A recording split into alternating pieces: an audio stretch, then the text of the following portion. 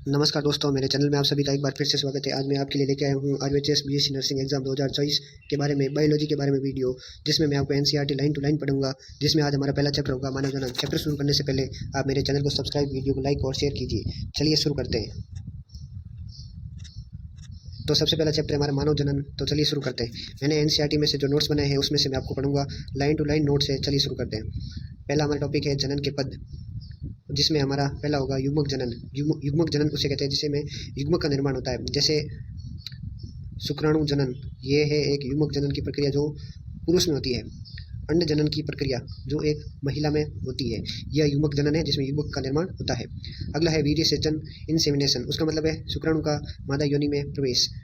और तीसरा है निषेचन। निषेचन का मतलब है शुक्राणु प्लस अंडाणु।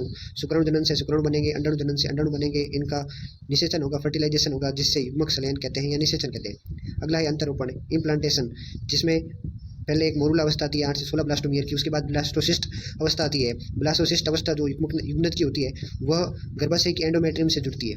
ब्लास्टोसिस्ट अवस्था जिसे अंतरोपण, जिसे हम सामान्य भाषा में अंतरोपण कहते हैं। अगला है भ्रूणीय विकास या गर्भकाल, जिसमें भ्रूण का पूर्णतः विकास होता है, अंगों का विकास होता है। और उसके बाद हमारे पास है प्रसव। उसके बाद हमारे पास है प्रसव। प्रसव में हम जैसे कि पढ़ेंगे प्रसव, जिसमें शिशु का जन्म होता है और गर्भाशय संकुचन होते हैं, जिसे एक शिशु बाहर निकलता है। और उसके बाद है नर जनन तंत्र, जिसमें एक जोड़े वृषण टेस्टिस आते हैं। एक जोड़े मतलब संख्या 2 होती है, जोड़ा 1 होता है, जिसमें वृषण कोश में उदर गुहा के बाहर होते हैं। यह वृषण कोश स्क्रोटम में पाए जाते हैं। वृषण कोश का ताप शरीर के ताप से 2 या 2.5 डिग्री सेल्सियस कम होता है, क्योंकि शुक्राणु जनन के लिए यह ताप आवश्यक है। एक वृषण की लंबाई 4 से 5 और चौड़ाई और ऊंचाई 2 से 3 सेंटीमीटर होती है। तो अगला अंग है सहायक नलिकाएं, जिसमें शुक्र नलिकाएं, शुक्र जनन नलिकाएं यह सम्मिलित होती हैं। उसके बाद आती है जनन ग्रंथियां, जिसमें प्रोस्टेट ग्रंथि आती है, बल्बोयूथ्रल ग्रंथि आती है।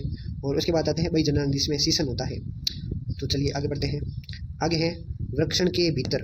प्रत्येक वृषण में 250 वृषण पालिकाएं, टेस्टिक्युलर लोब्यूल्स पाई जाते हैं। वृषण में 250 वृषण पालिकाएं पाई जाती हैं। उन वृषण पालिकाओं में 1 से 3 सेमिनिफेरस ट्यूब्यूल्स अर्थात शुक्रजनक नलिकाएं या फिर जिसे हम रेता नलिकाओं के नाम से जानते हैं, वह वृषण पालिका में पाई जाती है। वृषण में वृषण पालिका पाई जाती है 250। उन वृषण पालिकाओं में जो है हमारे सेमिनिफेरस ट्यूब्यूल्स या जिसे हम कह सकते हैं शुक्रजनक नलिका 1 से 3 की संख्या में पाई जाती है।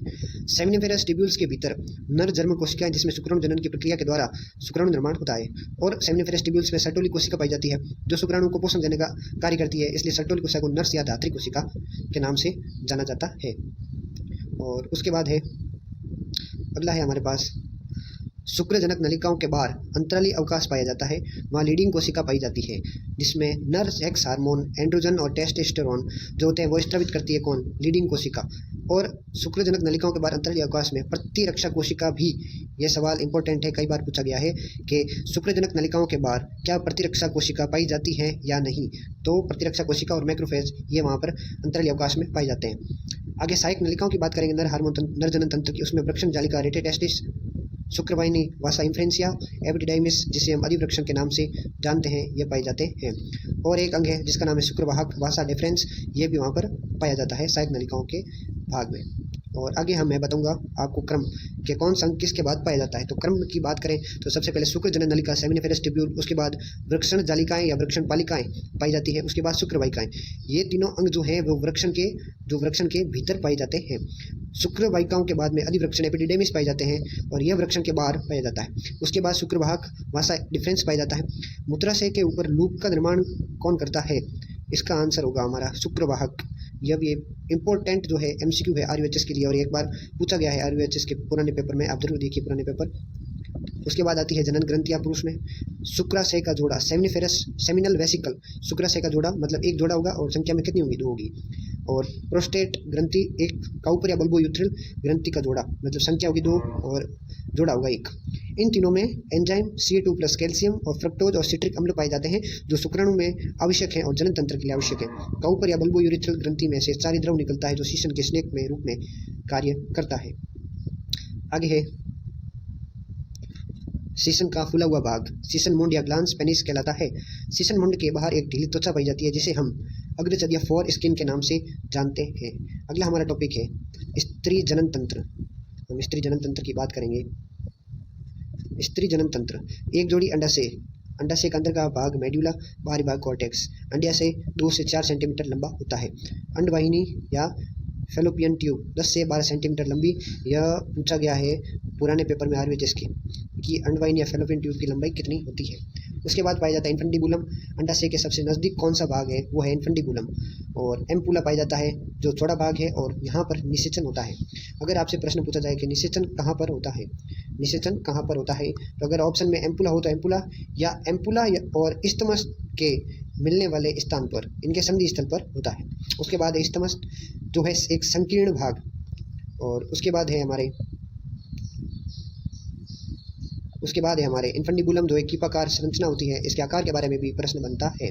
उसके बाद है इन्फंडिबुलम में फिमरी, अंगुली के समान जो संरचनाएं पाई जाती है उन्हें फिमरी कहते हैं। इन्फंडिबुलम में फिमरी अंडाणु संग्रहण में सहायक, जो फिलोपियन ट्यूब से अंडाणु निकलते हैं वो फिमरी में एकत्रित होते हैं। फिलोपियन ट्यूब गर्भाशय में खुलती है, गर्भाशय को बच्चादानी या वोम्ब के नाम से जाना जाता है। और गर्भाशय की आकृति कैसी होती है, तो नाशपति, उल्टे नाशपति के समान गर्भाशय की आकृति होती है। अब बात करेंगे गर्भाशय की परतों के बारे में। पहली परत का नाम है पेरीमेट्रियम जो झिल्लीनुमा और बाह्य परत होती है। मायोमेट्रियम चिकनी पेशियों से बनी होती है। एंडोमेट्रियम ग्रंथिल और आंतरिक परत होती है।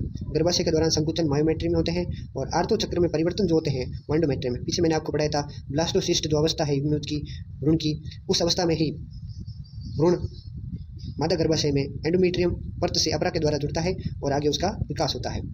आगे बात करूँ मैं, आगे है फेलोपियन ट्यूब, अंगों का क्रम।